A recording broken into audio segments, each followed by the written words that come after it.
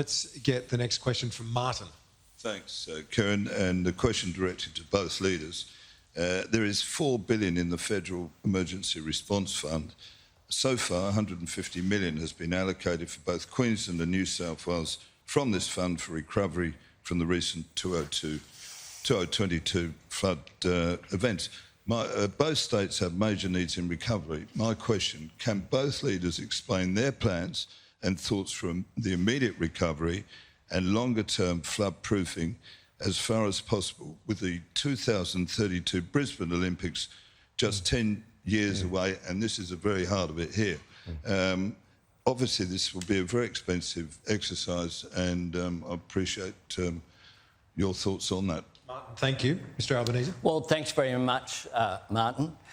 We have been critical of the Emergency Response Fund that was created with our support, but it was created with the idea that $200 million would be spent every year, some of it on recovery, some of it on mitigation, on planning, on things like stopping flood levies, bushfire preparedness for cyclones.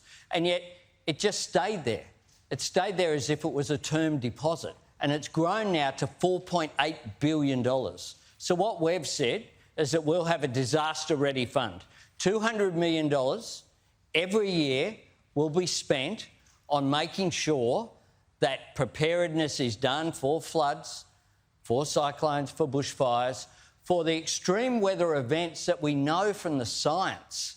Climate change tells us that it's here, and we've seen more intensity in terms of floods and bushfires in recent times. The government has acted, in our view, very strong view, and it's what I've heard here in Brisbane in particular, just too little too late to provide that investment in the first place should have happened, and then the support should have happened. The government should have exercised its power to declare a national emergency, not just in New South Wales, but in Queensland when the event happened, not wait until it was too late. OK, PM.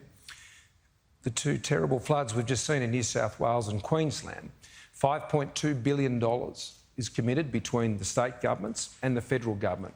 Around 70% of that is being paid by the federal government. 70%.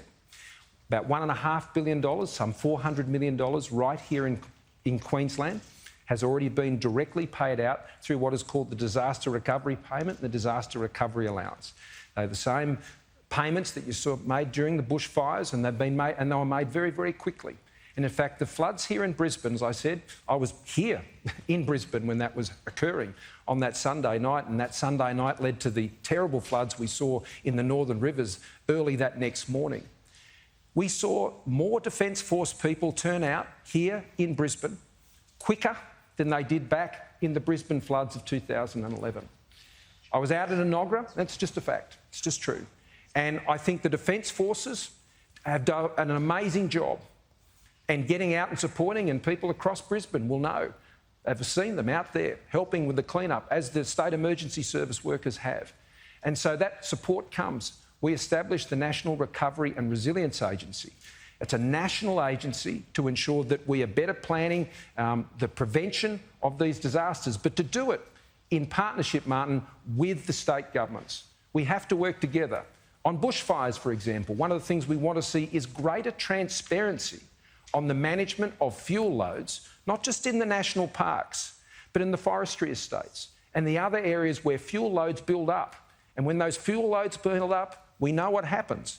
But we don't have any transparency at the moment from the states about how those fuel loads are being managed. So, yes, we will continue to invest. It's actually $300 million now we've committed out of that fund to deal with both the flood mitigation works, and particularly up there in Lismore, because there were major mitigation flood works there that have been prevented for many, many years. It was a local council, I can assure you, it wasn't a Liberal council, it was of the other persuasion, who were stopping those flood mitigation works happening on the ground. We have a new mayor there in Lismore now who wants to get on with those projects, and we've immediately committed those funds to help him go and do it.